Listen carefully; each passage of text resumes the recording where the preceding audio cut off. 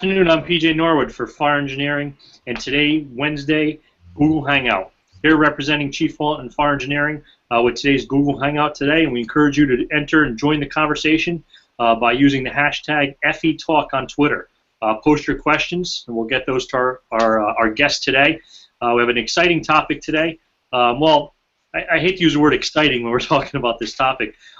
It's exciting because I think we're making progress at addressing some of the issues, and we're recognizing some of the issues that how cancer affects each and every one of us. So it's exciting to me that we're having our guest on the air today, and we're going to give you some tips and tricks and things that you can do today to help minimize your risk or your company's risk to cancer. So that's the exciting piece. The unfortunate piece is each and every one of us has been impacted, whether personally with cancer, or we know somebody with cancer, or our department has been impacted with cancer. So it's not so exciting on that piece because this is a real issue for the American Fire Service. And today we have two guests that are much more versed at this than I am from the Fire Cancer Support Network.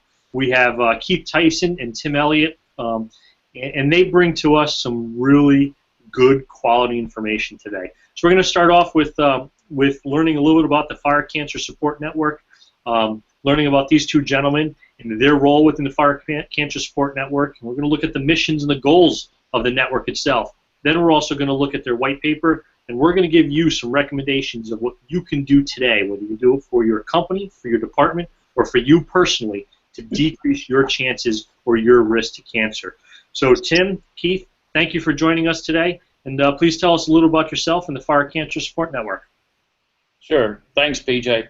My name's Keith Tyson. I'm with the Firefighter Cancer Support Network. My title is Vice President for Education, Research, and Outreach. I did 34 years with Miami-Dade Fire and Rescue as a firefighter medic. Retired in 2008, and 6 months later was diagnosed with a fairly aggressive form of prostate cancer.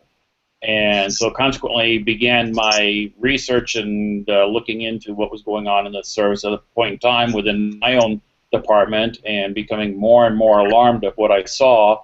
And so consequently with that, looked out to other organizations and found this one, which is a nonprofit organization, to sit down with members and talk to them about their issues with cancer. And talked to Mike DeBron, who is the president and founder, and said I wanted to start a organization similar to yours. And he says, why start something new? Join ours. And that became the beginning part of what I got involved in.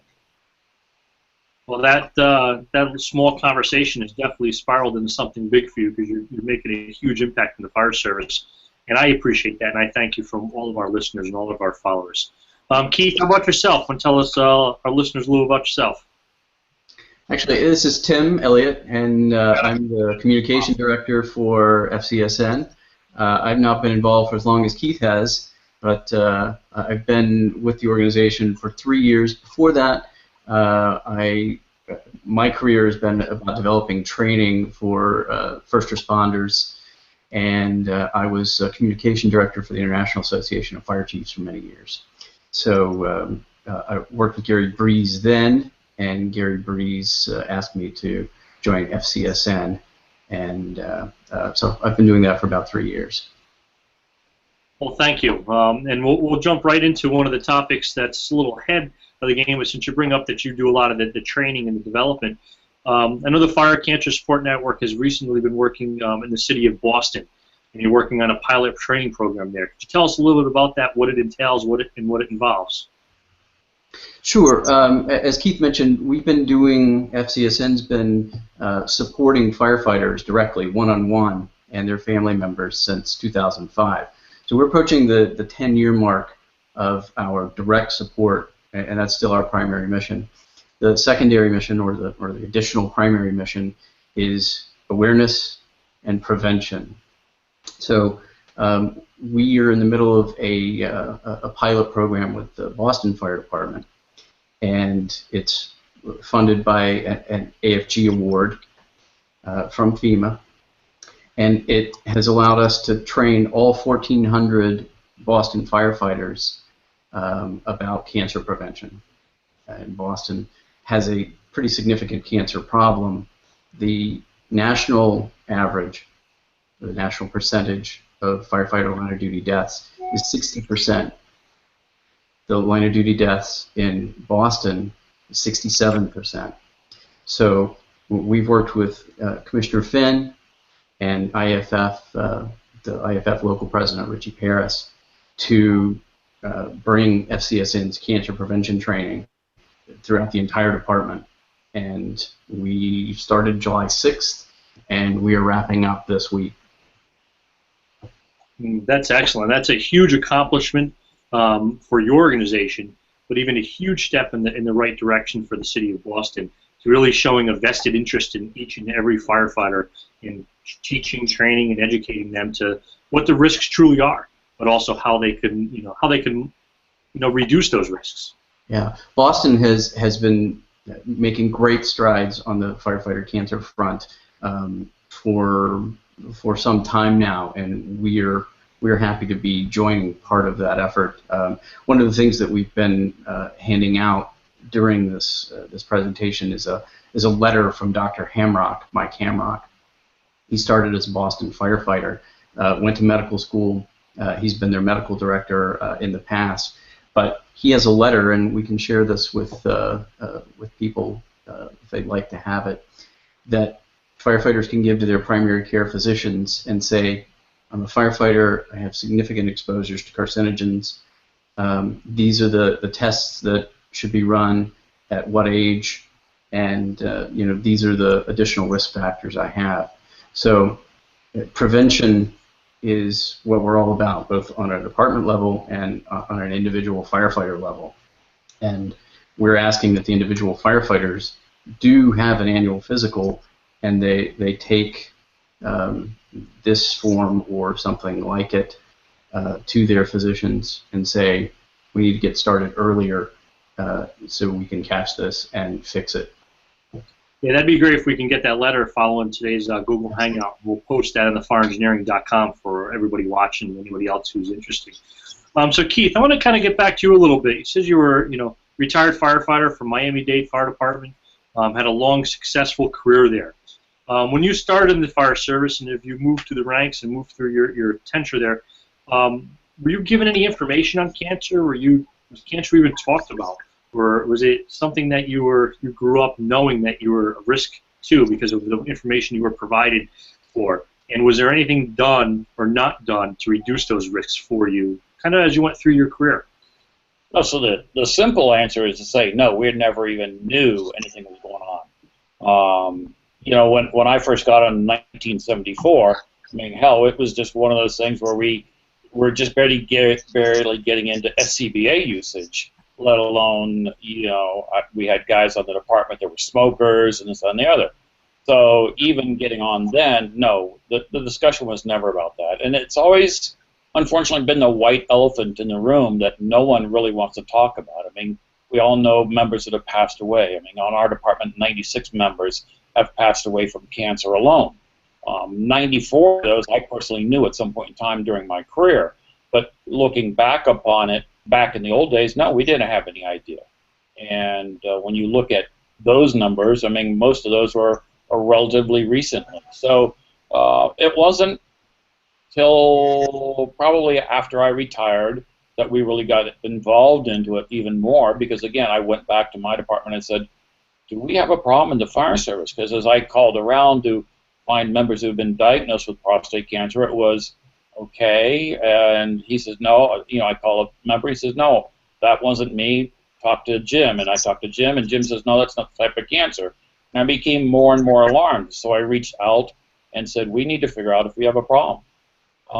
And at that point in time, we sat down with United Healthcare, which is our insurance provider, and did a quick survey with them and found out that 1/3 of the members of my department have been diagnosed with some form of cancer in just 3 years, which is pretty alarming when you look at the numbers.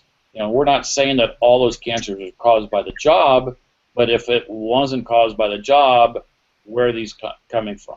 So then became of an educational aspect and trying to take that to, okay, we need to do things differently. We need to start thinking about cleaning our gear more often, and we need to start deconning on the scene and washing our gear and making sure it's getting collected, better physicals, all these type of things, and that's kind of where we started evolving from.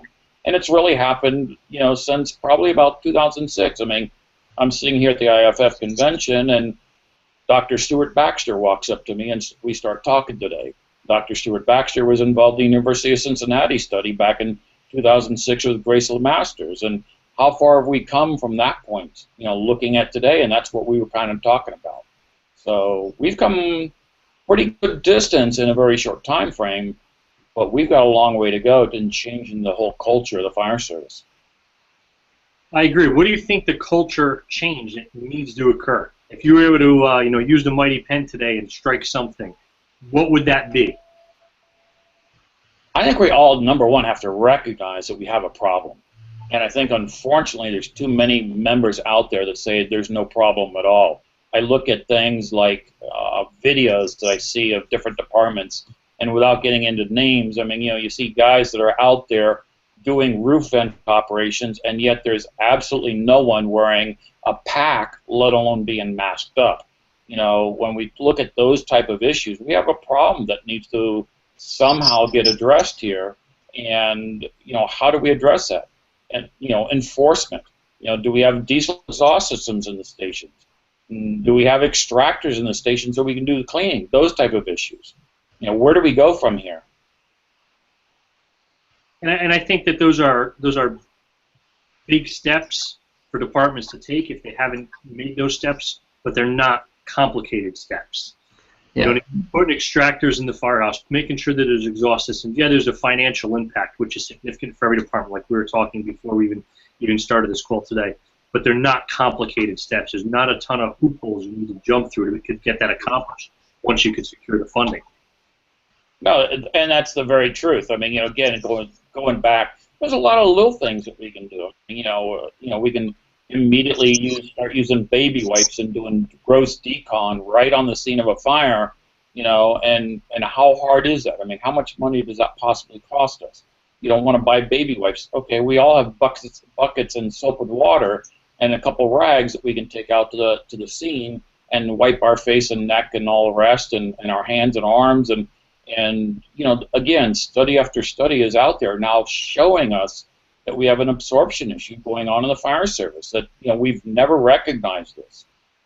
We look at some of the absorption. Again, Dr. Stuart Baxter in 2009 put together this whole concept of absorption rates through the body, and there's a 300% higher absorption rate through your groin than anywhere else on your body as compared to the bottom of your foot. So when we start looking back at their own studies and some of the other studies out there, such as prostate cancer and testicular cancer and cervix cancer now in women and those type of issues, when we start recognizing that, okay, we have an absorption issue going on, we're putting our bunker gear right next to the diesel exhaust, and then we're not cleaning the gear properly.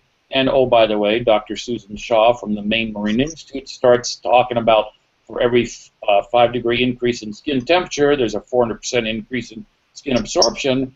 It's not a far-fetched discussion to say, you know what, I'm putting on all this chemical that's now been absorbed into the crotch of my PPE, holding it on, and we're going to go in and do a firefight and absorbing this stuff. And we wonder why we're having the cancers we are.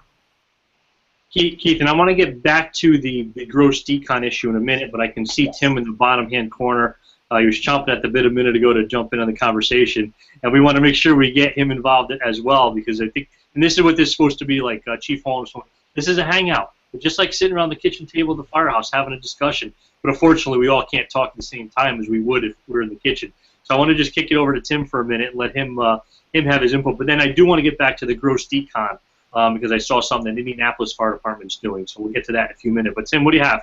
Yeah, that was exactly what I was going to mention. The Indianapolis Fire Department is going to be one of our next pilot sites for the prevention training, and they've already started, gotten a head start by implementing doing gross decon while they're still at the scene. That's one of the 11 actions that FCSN recommends. It's in the white paper, FCSN's white paper, which we can talk a little bit more about. But those 11 actions are things that any agency, any fire department can take right now and start implementing, and that will make a huge difference in the exposure to carcinogens. So exactly as Keith was saying, this is not expensive. Most of what we're talking about doing is not expensive. It's behavior change and cultural change. I agree, and we do have a question, and this kind of goes into what we're talking about, Tim. The question was from Sonny O'Connor: have volunteer departments been embracing cancer prevention where funds for screening may be limited or non-existent? Now, I understand where Sonny's going, that, you know, at times we think of a lot of this stuff as being expensive, that we have to install the diesel exhaust systems, we have to install the extractors, we have to have 2 sets of gear for every member. And while those would be ideal, and those would be some perfect scenarios, you know, take my department. You know, we're a relatively smaller department, but we can't afford, or the chief can't budget, and nor would it get approved for 2 sets of gear for every firefighter. So there are many things that we could be doing that are inexpensive, that don't take a lot to decrease our chances, you know, or decrease our risk to exposure, especially through that absorption.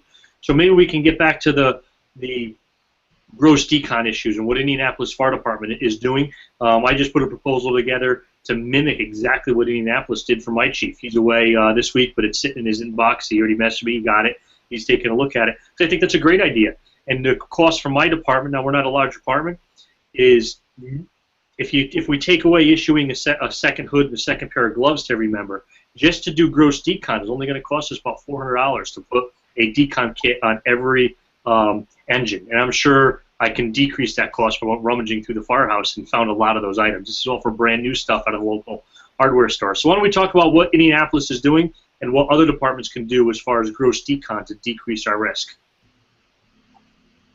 Okay, so number one, you know, and going back to Sonny's comments here, you know, there's a big problem right now with, you know, National Volunteer Firearm Council. They are addressing the issues, and you know, we are working closely with them. The problem that many of us are seeing with the volunteers is they're not actually being followed. I mean, those of us that are doing the research, you know, look at this, and you know, the unfortunate reality is volunteers aren't being followed as far as their cancer screenings or physicals, or even are they required to be doing them. There's major departments in this country that don't even have physicals. And, you know, I don't want to throw names out there, but there was one department in the South Florida region that up until this past year had never required physicals to be done on their members until they got an AFG grant and then instituted it. And then they suddenly go, well, wait a minute, how many members have been diagnosed with forgetting cancer, heart issues, diabetic issues, whatever it may have been? So, you know, there's a whole problem that we have to address as far as that goes. And again, there's cost items there. As far as minimal cost items, again, we can go back to this gross decon thing, soap and water, baby wipes right on the scene. You know, as soon as, you know, I attended a conference in New Orleans 2 years ago where we were talking about the post-overhaul environment for the fire service. What does it mean?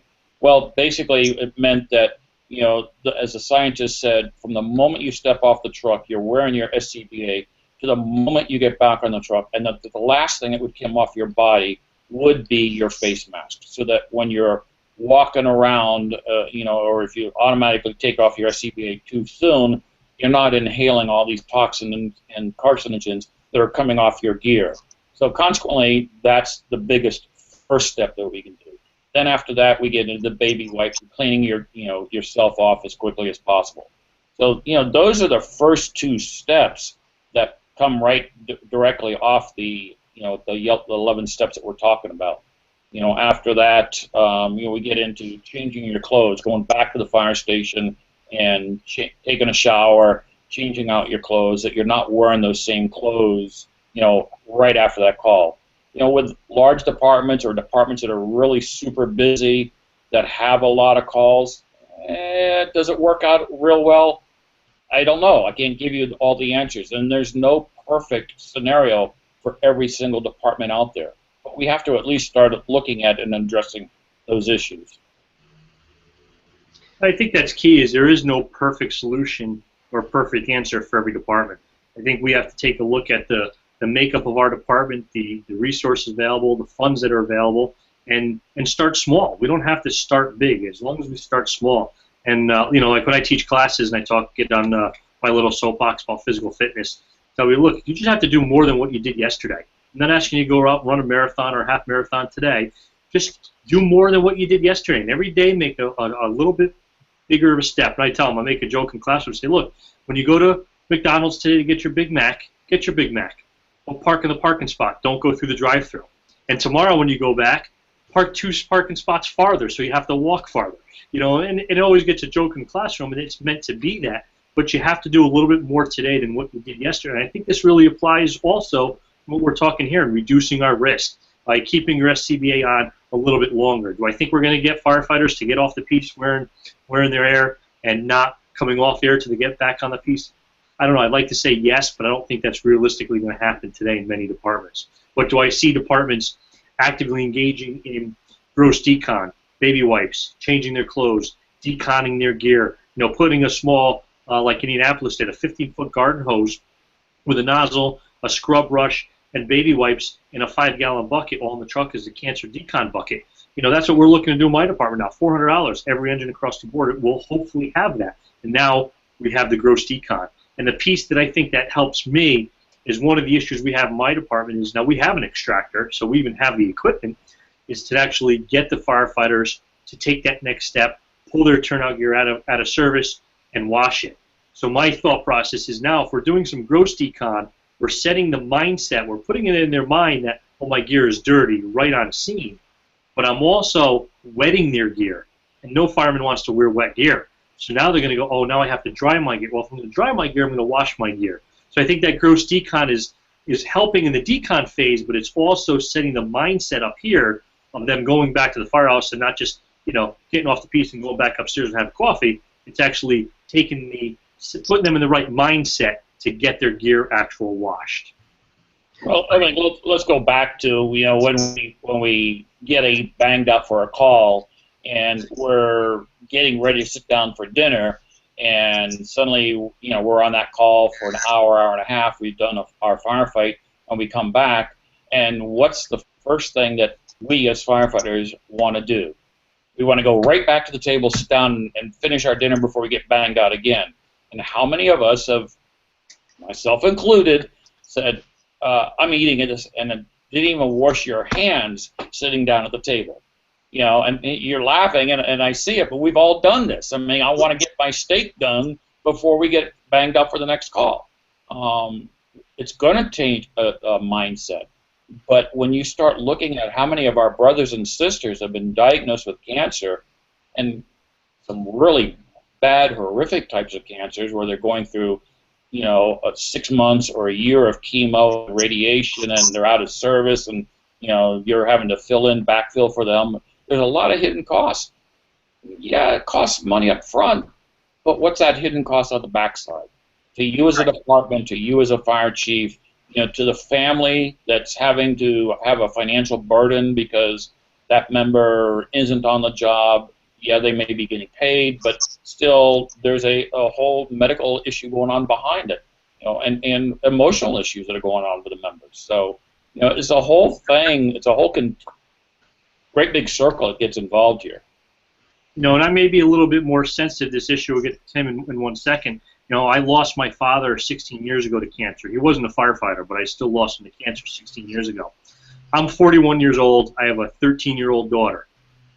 I don't want to miss walking her down the aisle. You know, I got cheated of an adult relationship with my father because he was, you know, lost him 16 years ago. I don't want my daughter to get cheated out of that. I have one daughter. We're not having any more. So I want to make sure that she has her father, and her father's always there for her. I want to, you know, even though she's never going to date, I can assure you of that, I still want to be able to walk her down the aisle, right? So that's a bad idea, first of all, okay? You know, so, you know, and we have to think of that. And I think a lot of our members across the country don't really put that personal attachment to it. You know, the job is the job, your family is your family, and we forget that what we're doing or not doing on the job at work affects us personally, affects us at home, affects our family. You know, I started the fire service at 13 years old in, I think, 1988 as a fire explorer. I mean, running around scenes as 13 years old, changing air pack bottles, is putting out tarps, doing all that stuff that the juniors do. And now I work my way up where I'm the deputy chief, so I'm still running around the scene, not wearing an air pack, doing all the 360s and the safety officer work and stuff. During this 20-something years, I've taken my fair share. So what am I doing to decrease that? What am I doing to help myself? What am I doing to make sure that I see my daughter walk down the aisle? And I think that the fire service as a whole needs to look in the mirror. Every member of the fire service needs to look in the mirror and say, do I want to be around in 20 years to do X, Y, and Z? Whatever that X, Y, and Z is, do you want to be around? And if you are around, what kind of condition are you in? And I think when they start asking those really hard questions to themselves and also to their departments, we're really not going to make a difference. Unfortunately, we're going to make a little bit of improvements, but until every member of the fire service looks in the mirror and asks that question, I think that's when we're going to start making a change and making a difference that's going to have widespread domino effects. What do you think about that, Tim? I agree, and that's one of the things that Commissioner Finn says on a video that the Boston Fire Department did about cancer in their department is wear your mask and think about your family when you go to take it off. And in Massachusetts, the retirement age is 65. In the Boston Fire Department, the average age of death is 62. And those deaths, 67% of them are due to cancer. So a lot of these guys, they're on the job for 32, 36 years. They're not even making it to the retirement age. And, it's very stark. And the things that we're suggesting that people do is stay on air from initial fire attack through overhaul, to do gross decon, to take a shower within the hour, to keep their bunker gear out of their living and dining quarters. The things that we're suggesting that people do, urging people to do, they're not complicated. Most of them are not expensive. If people need a second set of turnouts, the FEMA's AFG program is something I highly recommend. You can request money for turnouts and have a second set, so you can wash one at the end of your shift or after every fire if you've got that kind of pace. But that's really vital. Is washing the helmet liner, washing your hoods, even cleaning off the mic. You're putting your mic up against your mouth, and it's got carcinogens all over it. So those are the kinds of things that we're asking people to do with their families, including their daughters, in mind. And I think as we have an increased awareness, I have never considered of washing my helmet liner until it got to the point where it just stunk so bad from sweat and smoke and everything else. I should probably do something with this. But it was never until I read an article recently, or I think it was something that your organization actually put out, or somebody in social media, said, wow, yeah, cleaning my helmet liner, what a great, simple step that I can take to make a difference.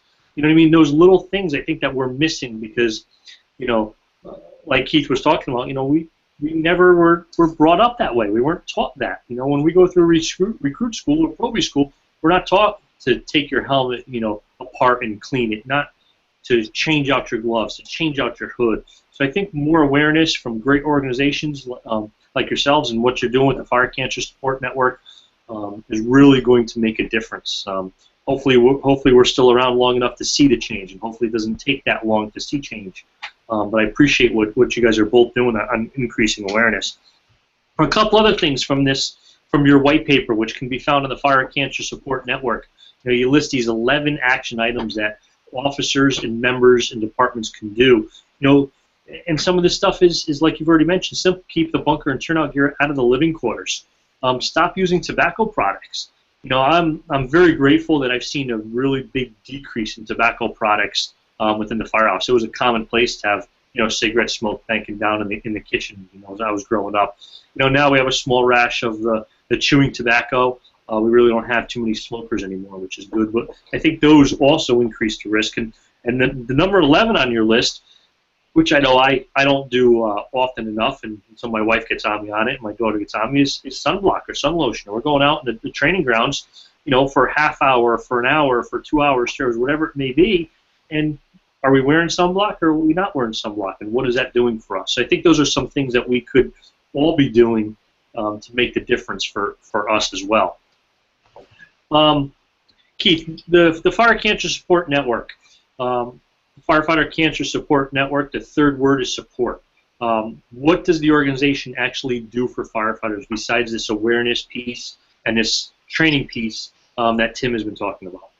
Okay, so that's a very good question. So the primary mission of the organization was and always has been, a member calls us up that's just been diagnosed with cancer, and they go, what can you do for me? And the first thing that we immediately do is take down their information as to what type of cancer they have, what was their staging. One of the questions we'll ask them is, does your department know, and do you care if you know? And those two kind of questions are important because, number one, we need to know what type of cancer so we can place you with a mentor that's had a very similar. But at the same time, when you call us up and say, my department doesn't know I have cancer, and I sure as heck don't want them to know, we're going to try to find you a mentor essentially on the other side of the country.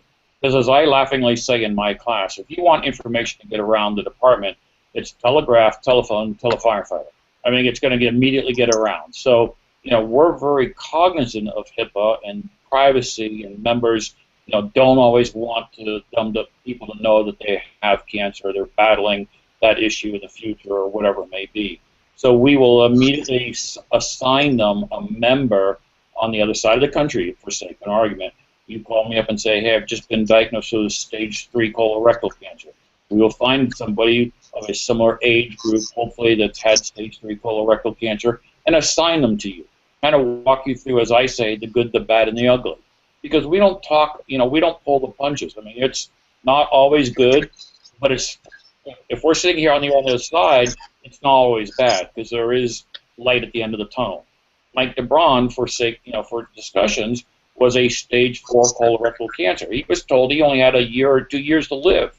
And yet Mike DeBron is still back on the job doing air rescue operations in LA County. So, just because you get a stage 4 diagnosis does not mean the end of the world. Everybody thinks it does, but it's not necessarily so.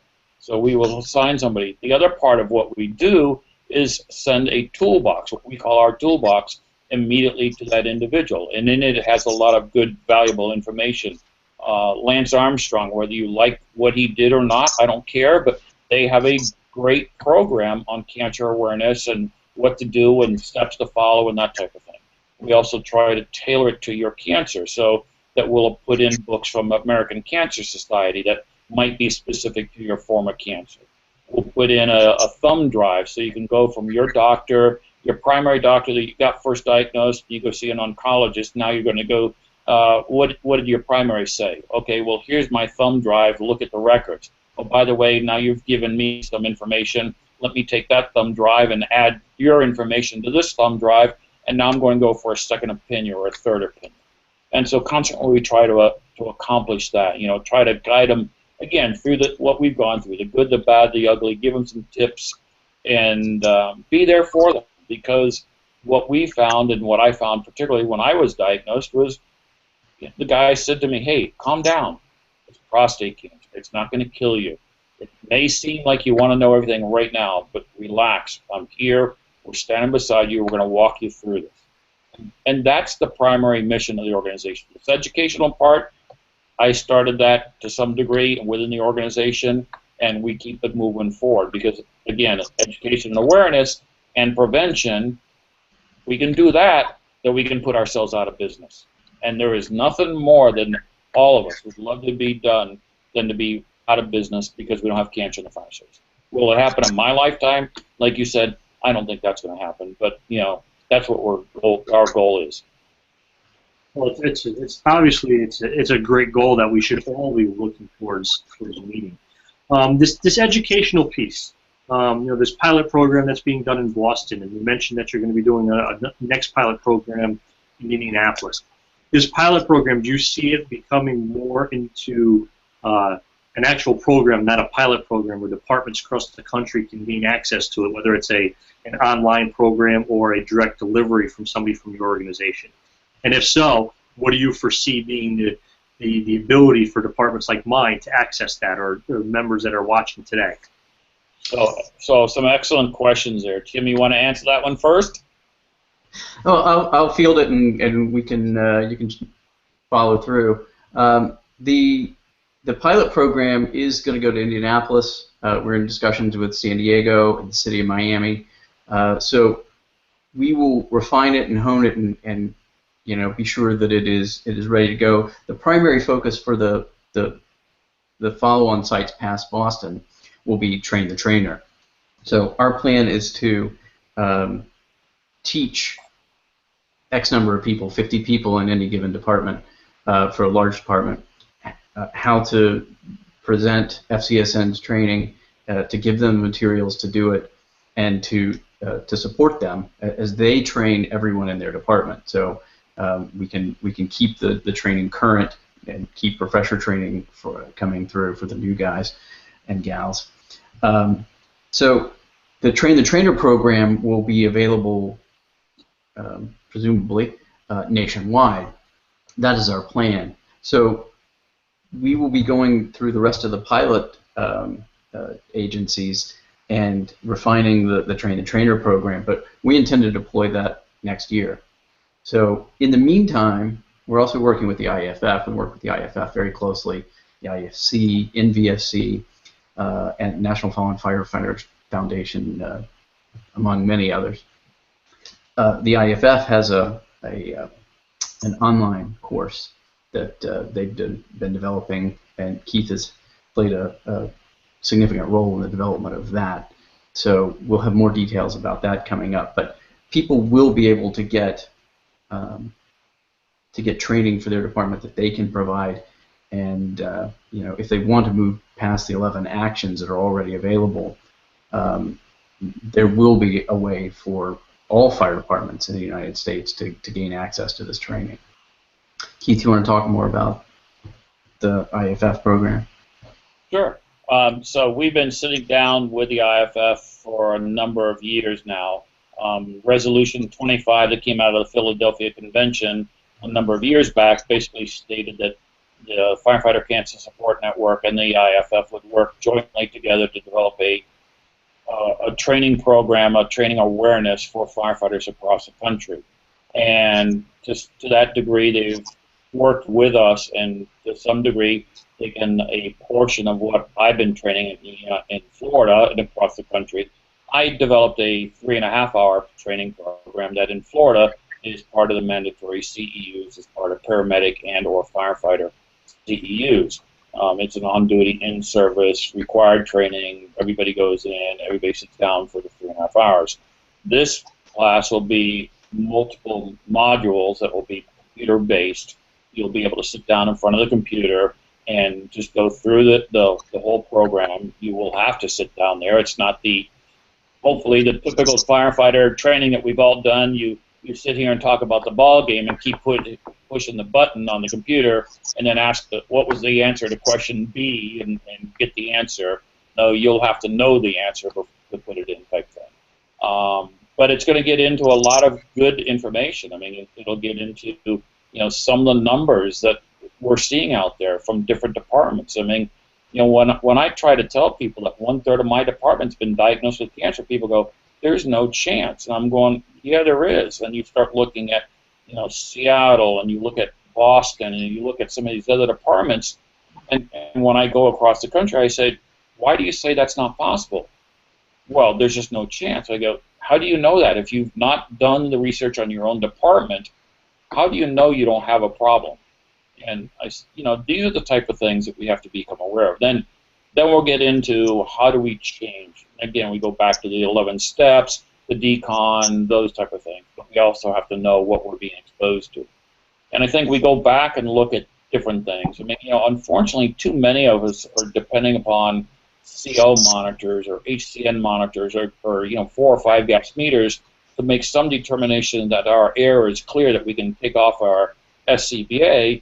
And as you talk to the scientists, they're all saying the same thing. Throw the frickin' meters out the door because it's not free air that you're getting anymore. It's not clean air.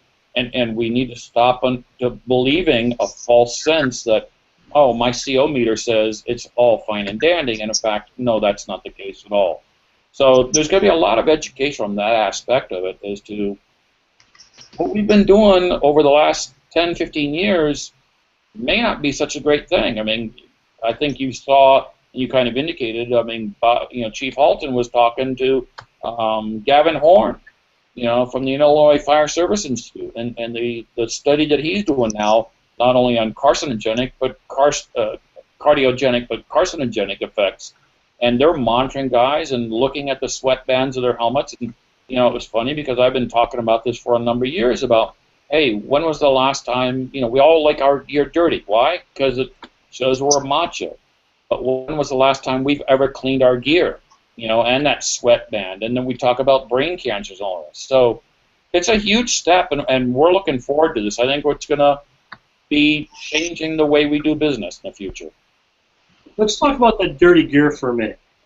I'm going to use myself as an example. I drive a staff car. I drive a town vehicle that's an expedition. I don't have a trunk, so I go to a fire today. I go to a fire at 2 o'clock in the morning. I respond from my private residence. I put the gear in the back of the car, and during that fire, I take an operations role, an interior role. So I'm exposed to all sorts of who knows what. I put the gear back in the far back part of the expedition. I come home. All the windows are closed up from 2, 3 o'clock in the morning until I get back in it a little before 8 o'clock in the morning. I go to work, and at some point during that day, if I remember, if I'm smart enough, I take the gear out of the car, and I bring it to our extractor, and I clean it. From that point of 2, 3 o'clock in the morning to that time at 8 o'clock in the morning, when that turnout gear is in my vehicle with the windows closed, am I putting myself at risk? Absolutely. Absolutely. And again, this goes back to a discussion that we had 2 years ago as to how difficult would it be for you as an individual, assuming the department doesn't want to pay for it, but and this is what we talk about, going down to Home Depot or Lowe's or Target and buying a large Tupperware bin, for sake of an argument, but basically a big bin with a lid on it that you can throw your gear into after you've been on that fire and put it in the back of your buggy. The guys in the trucks, the guys in the engines, the discussion at that same conference that we were talking about wearing your SCBA said from this point forward, we need to start thinking not only of decon, but that gear needs to be left on the scene for a hazmat crew to come in. We need to start thinking of a fire as a hazmat incident with this funny orange glow that we like to put the funny white stuff on, and get over this whole aspect of it's only a little smoke, it's not going to kill me. It was kind of interesting, again, going back to Gavin Horn and Bobby Halton, and when he was doing his interview, Bobby's watching the guys get on their Tyvek suits, the NIOS scientists wearing the Tyvek suits, and then putting our bunker gear over that to go simulate a decon procedure and try to determine which is the best decon procedure. And he's looking at them and he go, why do they have Tyvek suits on? And Gavin's going, well, because your gear's contaminated, and the scientists know the gear's contaminated. Why would they put it on their skin? And yet Bobby's going, but our guys have got cotton shirts on and shorts. He goes, your guys are kind of dumb. You hate to say it that way, but he kind of also made that comment about, oh, by the way, yeah, we watched them doing their fire evolutions, and the first thing that the officer does as soon as he gets off his truck is he does his 360, and he walks straight through the smoke, and he's got no SCBA on. And he goes, you guys need to understand one thing very quickly. One breath of smoke might be the last breath that you really need to develop your cancer. You may not know about it for 10, 15, 20 years from now, but that was the one start for your cancer. He says, you guys have got to get over this concept of it's only a little smoke, it's not going to kill me. So for our volunteer members that are watching, that they do not have a policy or procedure, or is it feasible for them to leave their turnout gear in the station? Our volunteers who take it and they put it in the trunk of their vehicle or in the bed of their pickup truck, would the recommendation be to have a Tupperware type container with a sealing lid, a non-locking lid, locking lid? What would you recommend if PJ Norwood, volunteer firefighter today, wanted to go to Home Depot today and make a difference for me. What would you recommend that I do? Absolutely. Yeah, you know, I mean, these bins, we've priced them in Miami, and a lot of our guys are buying them. They're $21 to $25 for the biggest bin that you can buy, and you can throw all your bunker gear into it. You know, take it away from you as an individual. Let's go back to that family. You know, you've finished your major fire. You're going back in your private vehicle. You're throwing your gear in the back of the trunk, or the back seat, or if you have a pickup truck, well, that's okay, fine. That's probably decent. But for those of us that have cars with 4 doors and a trunk, we're throwing it in there. And as I teach in my class, okay, now it's 6 a.m. in the morning. You're heading back to the home. You're calling the wife and say, "I'll be home in a little while. I'm tired. I had a big call." And she goes, "Gee, honey, I'm sorry, but I'm sick as a dog. Will you take the kids to school?" And you say, "Okay, fine." And now you load the kids up in the car. But what's the first thing those kids are going to say as they get into the car? "Gee, you had a big fire last night, Daddy, huh?" And what have you now just done to your kids? You've now exposed them to known carcinogens or unknown carcinogens, chemicals and toxins. The thing you don't want to do, and yet we do it time and time again, unfortunately. So, yeah, I mean, I strongly recommend a Tupperware bin. I also strongly recommend that you take your gear out of that Tupperware bin as soon as you can, because you also want it to try to off-gas. You want to try to clean it as quickly as possible. But to store it and move it from place to place, absolutely we should be doing something like that. Yeah, you're looking for something that's airtight. Some people use dive bags. Some people use hockey things that, amazing that hockey would come up in Boston. But, yeah, that they're having some way to transport your gear and not expose your kids and your family and your dog to all the off-gassing and all the carcinogens, that's really important. Well, I'll send you a picture. I'm going to Home Depot today, and I'm going to change the way I work starting today. So I'll send you both a picture that you can use as evidence that there's somebody making a change effective today. Okay. But Tim, I know I cut you off, so go ahead. No, it's okay. We've had a couple of questions about volunteers, and one of the things that Keith mentioned briefly, the volunteers are not a population that have been studied. No past academic research study and no ongoing study right now covers the volunteer fire service. So as bad as the statistics are right now that we can prove, the problem is much worse because we've got all the volunteers that, in combination, well, certainly volunteers, who are not being captured in the statistics. One of the somebody from the Twitter feed asked if FCSN supports family members, and we absolutely do. We have more than 130 mentors. Many of them are firefighters and paramedics who are cancer survivors, but we do have people who can talk to spouses, and we do support the family all through treatment, back to get people back on the job, and in the cases where hospice comes into play, we do continue to support the family if they want it, even after we lose a firefighter.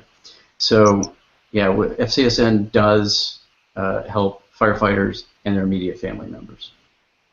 And that's key. We usually think of the firefighting family.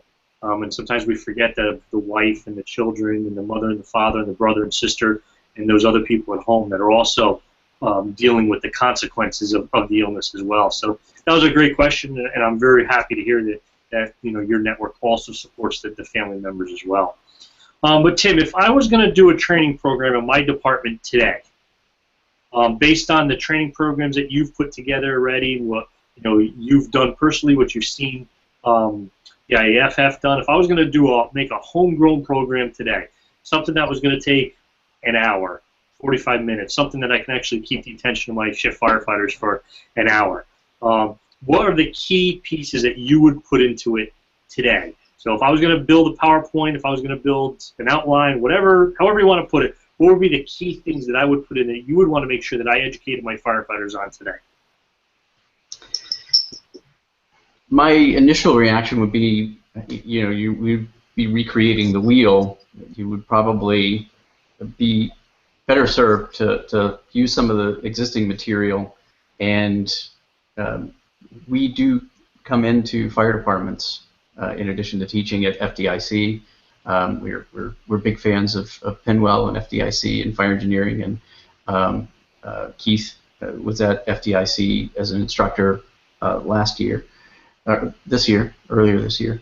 But the basic tenets that we try to get across are: there is a significant problem, and 1 in 3 firefighters, statistically speaking, is likely to get cancer. That's far higher than the national average of non-firefighters.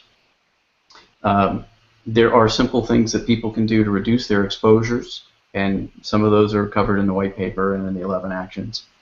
And the next piece of that is to have people start making those changes. This is not a, you do it once a quarter or every 2 years kind of training. This is a live it day to day, change the habits, change the culture.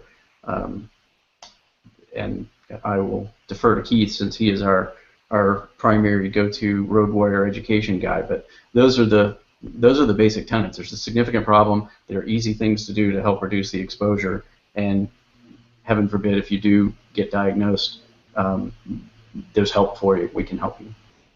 So Keith, what would you recommend? And Tim just mentioned not to reinvent the wheel, and I'm a huge advocate because I hate reinventing the wheel, and I found that if I have a thought, somebody else has already had that thought, has already completed that thought, and built something for it.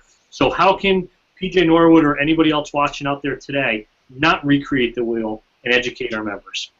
I think the easiest way is to reach out to an organization such as ours. I mean, we've got 35 directors across the country right now in different states that are willing and able for the most part to go out and train departments. I mean, when I look back upon my career, just within the organization and what I've done, I mean, I just finished 2 weeks of training for a small department, 225 members, Pembroke Pines in Florida. I've done Miami-Dade Fire and Rescue. I've done Broward Fire and Rescue. I've done a number of departments up and down the coast of Florida, and things like Denver, Colorado, and that type of thing. The awareness, you can get a quick awareness across in an hour. The class that I teach, I know it's a hard class to sit through, but we get into a lot of details about not only the numbers of members within our department, but other departments across the country. Then we get into the different studies that are out there, the University of Cincinnati study, the Nordic studies, the NIOS studies, all these different types of cancer studies on firefighters. I mean, there's 150 plus or minus studies on firefighters and cancer specifically. I mean, there's an Australian study. Everybody's looking at this problem and trying to address it. And then we get into this whole thing about, okay, you go into on a fire and you're monitoring for CO, but what else are you being exposed to? So if we start recognizing, as we did at that conference in New Orleans, okay, fine, we're monitoring for 1 or 2 fires, but we're being exposed to all these other multitude of gases that we're not even looking at. Why are we monitoring for anything at all? And maybe we need to change that culture. So it's a little bit more complicated than just saying it's a 40-minute or an hour, but at least it's a step. It's a step in the right direction, and how do we address those issues? So it's a very quick, here's a problem, how do we change the culture? And I think it's a matter of making people, I think if we're going to do that, that's the type of thing you start at the recruit level, the guys that are just coming into fire college, fire academy, whatever we're going to call it. You get in and you hit them hard right from the very get-go. We had this conversation last night downstairs at the bar, where most great fire conversations happen. But it was one of those things where we talked about it, and one guy was saying, yeah, I talked about it, in my training academy, and guess what? Later that day, 4 guys got up and walked out and said, this job's not for me. Well, maybe that was the way we should have done it, and the rest of the guys are going, okay, now how do I avoid being that individual? Here's your steps. Yeah, I would like to just extend a little bit about Keith's comments on the monitoring. It's not necessarily that we're not anti-monitoring. We're not suggesting that you shouldn't use instruments to determine, what's in the environment. We are saying you should not base your decision to take off your mask on the results of your CO monitoring, or anything, because no matter what you're monitoring for, there's going to be 28 or 30 other things in there that you're not monitoring for that you're not going to be able to quantify. So you shouldn't use the results of your metering to take off your pack. That's why we say go on air, start your fire attack.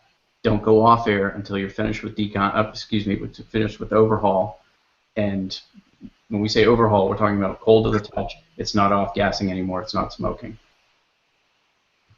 No, and that's, I think if we really looked at, and most departments truly looked at how they operate, that's how we operate. We go in, we put the fire out. Maybe you catch a member here or there that pulls their mask off during overhaul. The safety officer says, "Hey, get your mask on. Let me go get the meters."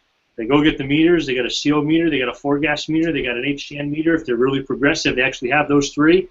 Oh yeah, your oxygen's good, your HTN is good, your CO is good, and there's no alarms in the 4-gas meter. So go ahead, guys, take off your masks. You're good. That's how we've operated for years, and I'm sure that we're no different than the majority of the U.S. Fire Service. So I think that's a key message. But also knowing firefighters, and Keith, I know you can relate to this. We want to know when. I want to, as a safety officer, I want to say, okay, here's my benchmark. Here's the information that I need when I can give my members permission to remove their mask or to come off of air. And it doesn't sound to me that we're actually have that ability. The benchmark is when you get back into the truck and go back to the house. Okay, so PJ, let me ask you the question: Why do we take our mask off in the fire service? We take our mask off because we get hot, we get sweaty, we get overworked, and we want to breathe, quote, fresh air. And is it really, truly fresh air? So City of Jacksonville, Florida, recently instituted a program where they have what they call the cut team or overhaul team. And they have instituted a program. Why? Because Captain Kurt Wilson, at the time captain of the hazmat team, he's now their new fire chief for their department, instituted a program because they were recognizing that they had a huge amount of members being diagnosed with cancer.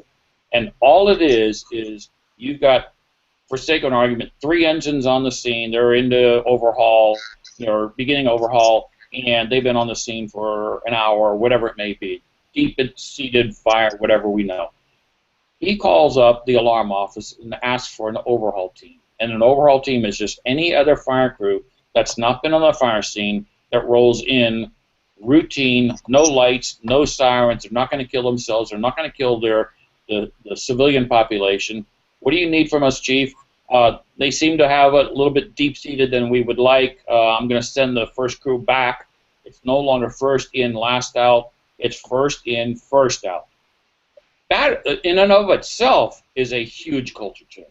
I mean, it's my fire. I'm going to put out my fire. I'm going to do my overhaul. You can't touch my. And he thought they were going to have a big fight about it.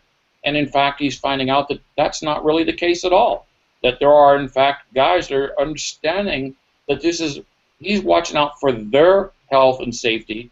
And so, consequently, they bring the crew in. They gear up. They're not packed out, and they're not even geared out until they meet with the incident commander. Go in and do overhaul.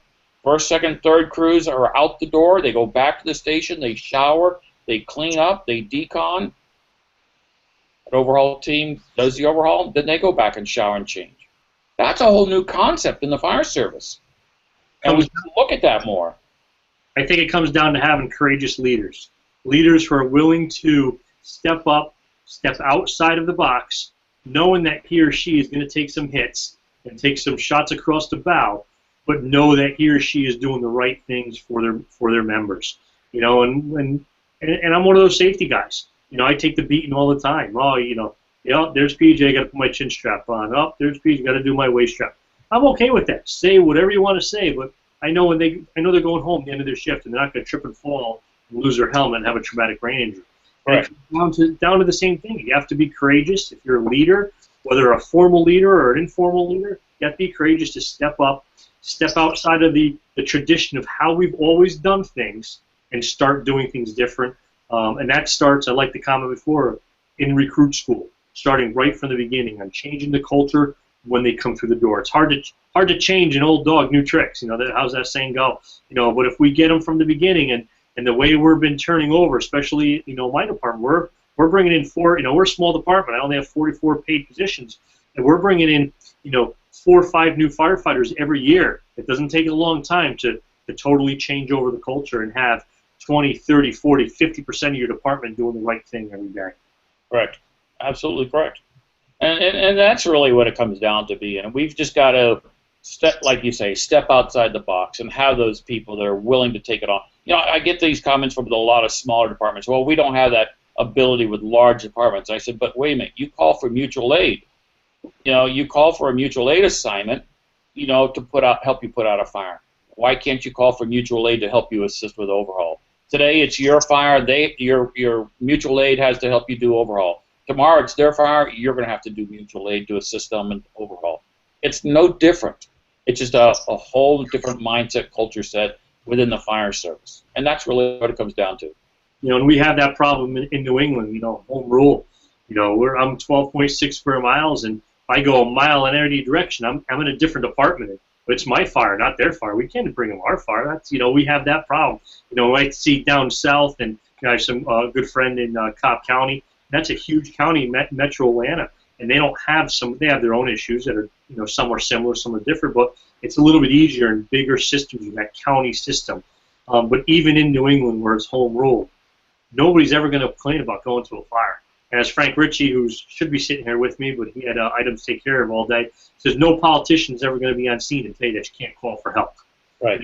As an officer, you may have to be courageous and step up after and justify your actions, but you got to call for help for your RIT, call for safety teams, call for overall. I think that's a great suggestion.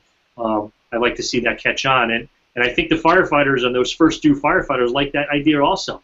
I just busted my tail. I just humped hose for 20 minutes. I'm wiped. What's the last thing they want to do is go in and start pulling walls and pulling ceilings. So now that's given them the ability to rehab, to take a break, bring in fresh crews, and get them ready for the next fire. So I think that has a lot of other positive impacts to the fire ground on top of reducing their exposure or their risk to cancer.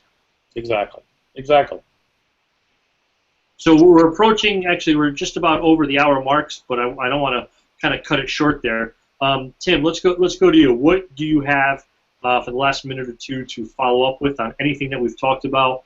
Any services that are available? Any funding issues that you see should be addressed? Anything that you want to get out right now to on today's Fire Engineering Google Hangout? The most important thing that we have left is to send people to who need help or who want more information about anything that we've talked about already. You can go to the website. I'll give you the 866 number, toll-free number here in the United States. It's 1-866-994-3276. Or you can go to firefightercancersupport.org. We are going to be launching a new website pretty soon, but if you go to that site, you can see if your state has a state director. You can get in touch with that person directly if you need support. You can, if you have received a cancer diagnosis and you want that the toolbox and the mentor and that level of support, that information goes directly to our wellness coordinator, Debbie Pike. She's incredible, and we work very quickly. So as soon as we find out that somebody needs assistance, it's usually within 24 hours that we have that person something in hand.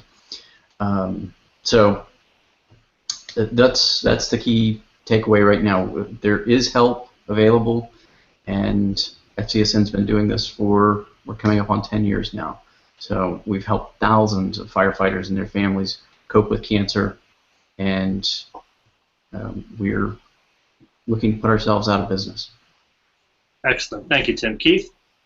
First of all, I want to thank you for your time and effort into addressing this issue.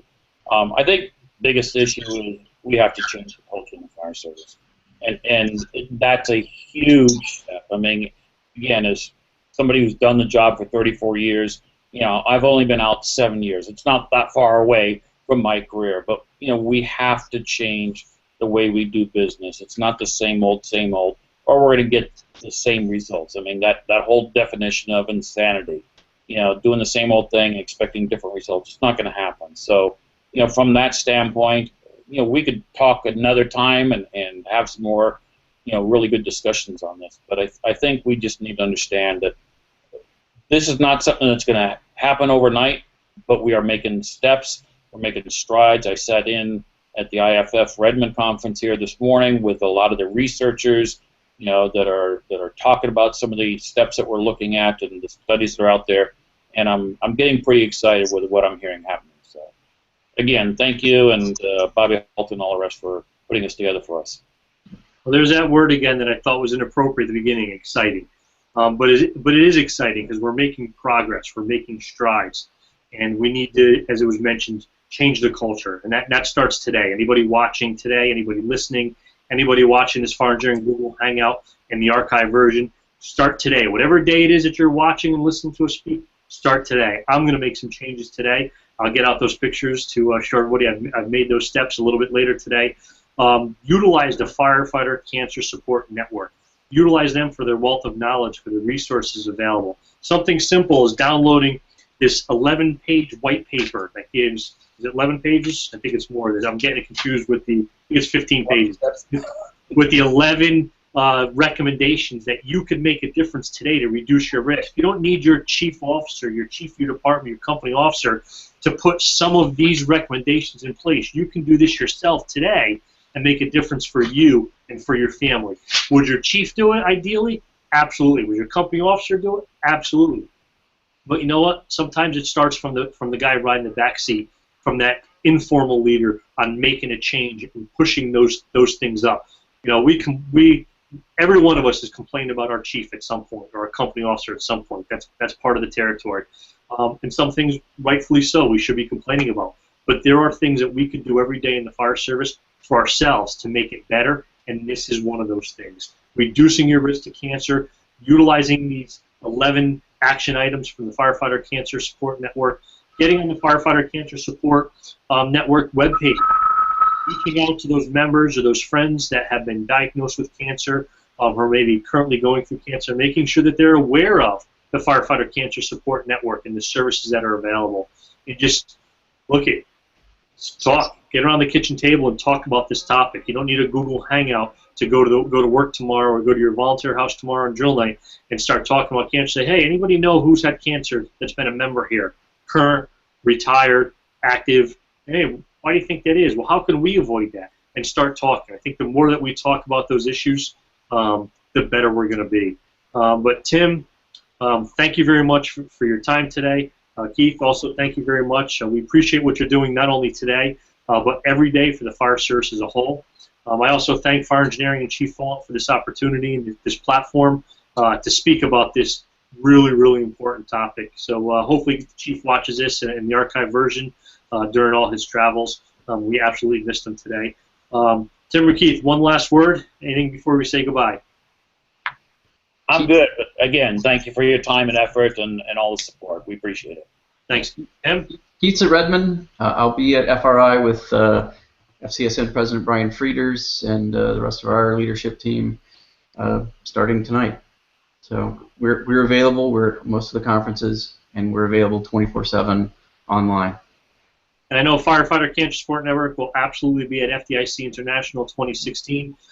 Keith may be there teaching in. I'm not sure. I know he taught there last year. Hopefully we see him or other colleagues teaching at FDIC International 2016 in Minneapolis. But use their website. Use the 35, I believe it was, representatives across the country, the state representatives. Use those resources, all found on the Firefighter Cancer Support Network website. And hey, let's work together. Let's all start talking about it, increase awareness, and let's start changing that culture. So thank you for watching today on Fire Engineering with today's Google Hangout. FirefighterNation.com, Fire Rescue, Fire Engineering Magazine. Check those resources out along with Firefighter Cancer Support Network. And thank you very much, everybody. Thank you.